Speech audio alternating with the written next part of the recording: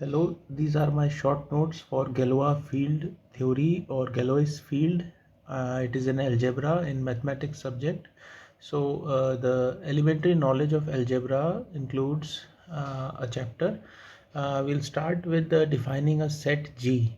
This set has a binary operator inside it denoted randomly by a star. If this star is operated on G, which is a set, and this rule is applied on the elements of the set, let us say A and B, which or uniquely defines another element C. A, B and C are three elements. When A is operated with the operator B, you get the element C, which is also inside the group or the set G. So I will not use group here. I just read and said this. Groups अभी तक आए नहीं हैं, अभी सिर्फ set के बारे में बोला जा रहा है. जी एक सेट है, उसमें तीन एलिमेंट हैं और इन तीन एलिमेंट पे जब एक ऑपरेटर ऑपरेट करता है, दो पे करे तो तीसरा एलिमेंट आ जाता है. तो ऐसे केस में इस ऑपरेटर को कहते हैं कि ये क्लोज्ड है अंडर जी. इसका क्या एग्जांपल लेते हैं, बाइनरी नंबर है जैसे 1 और 0 और ऑपरेटर हम जोर ऑपरेशन ले लेते हैं. तो 1 और 0 को जब हम जोर ऑपरेट करेंगे तो 1 जोर with 0 will give you a 1. Similarly हम एक नॉर्मल ऑपरेटर लेते हैं प्लस का, 1 + 1 2 आता है. तो set of elements natural numbers हो सकते हैं और प्लस है जो ये ऑपरेटर हो सकता है, जो स्टार से जनरली दिखाया है वो हम प्लस ले लेते हैं. तो सेट हो जाएगा नॉन नेचुरल नंबर्स का और स्टार हो जाएगा हमारा प्लस साइन, प्लस ऑपरेटर. और जो नंबर्स होंगे ए बी, वो लेटर्स से ए बी कुछ भी हो सकते हैं. 1 2 3, 1 और 2 ले लेते हैं. तो 1 और 2 को जब हम प्लस करेंगे तो 3 आएगा, which is also inside the set G. तो इस तरह से हमने एक बेसिक डेफिनेशन बनाई जिसमें ये कहा कि G is closed under the operator when this operator works on the two elements and gives the element third which is also inside G. पहली बात. दूसरी बात कि जो बाइनरी ऑपरेशन होता है, जो भी आपने यूज़ किया, हम यहाँ स्टार से दिखा रहे हैं. If this star is associative, it follows this equation. अभी यहाँ एसोसिएशन हुआ ब्रैकेट लगा के, सब बीच में स्टार है, और फिर यहाँ एसोसिएशन हुआ. तो ये जो दो एसोसिएशन दिखाए हैं ये एक्चुअली बराबर आ जाते हैं. तो these three properties are put together and there is a definition of a group.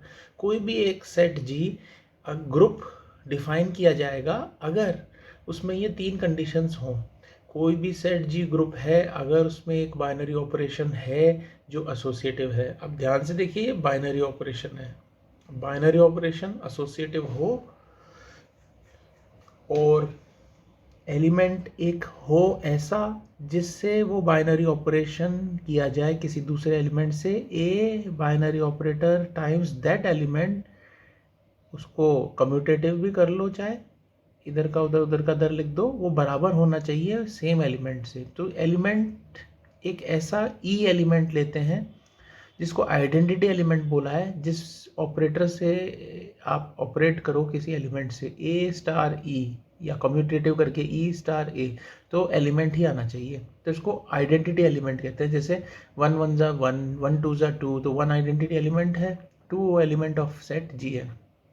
दूसरी ये होनी चाहिए कंडीशन. तीसरी कंडीशन होनी चाहिए कि एक ऐसा भी एलिमेंट होना चाहिए, ए प्राइम या ए डैश या ए इनवर्स, जिससे क्या हो, ए स्टार ए डैश करें, या कम्यूटेटिव करके लिखे ए डैश स्टार ए करें. तो वो आइडेंटिटी एलिमेंट देना चाहिए. जैसे 2 इंटू 1/2, नेचुरल नंबर्स में बता रहा हूँ, 2 इंटू 1/2 करें तो 1 आता है, तो 1 आइडेंटिटी एलिमेंट हो गया. यहाँ पे बाइनरी ऑपरेशन की बात की गई है. तो मैं इस बाइनरी ऑपरेटर को अगर जोर ऑपरेटर लूँ और जो एलिमेंट्स होंगे वो बाइनरी होंगे 1 0, तो मैं 1 लिखूँगा यहाँ और जोर यहाँ, और 1 का कॉम्प्लीमेंट बाइनरी में 0. तो 1 0 या 1 जोर 0, या फिर ऐसे बोलें 0 जोर 1 will give you a 1. So 1 is an identity element in that case. तो तीन अगर ये पॉइंट्स होते हैं किसी सेट जी में एसोसिएटिविटी हो ऑपरेटर के रिस्पेक्ट में, बाइनरी ऑपरेटर के रिस्पेक्ट में एसोसिएटिविटी हो, आप कम्यूटेटिव हो और आइडेंटिटी एलिमेंट से वही एलिमेंट आए जिससे ऑपरेट किया गया है, identity element, and then inverse element हो जिससे आइडेंटिटी एलिमेंट आए। तो ये तीन प्रॉपर्टीज अगर होती है तो that is called a group. It is defined as a group. It is a group if there is a binary operator which is associative and there is an identity element and there is a inverse element. तो तीन चीज़ें होनी चाहिए. इसमें एक exception ये zero दे रखा है, because zero is not properly defined. We do 1 by 0, it is undefined. That's why it is an exception. Otherwise all the elements should follow this third property. And other than the definition outside, if the group is commutative, for all elements a star b, यहाँ पे identity और inverse के साथ commutative दिखाया गया है. यहाँ किसी भी इंडिपेंडेंटली एलिमेंट के साथ अगर कम्यूटेटिव हो तो उसको एबिलियन ग्रुप बोलते हैं या कम्यूटेटिव ग्रुप भी बोल सकते हैं.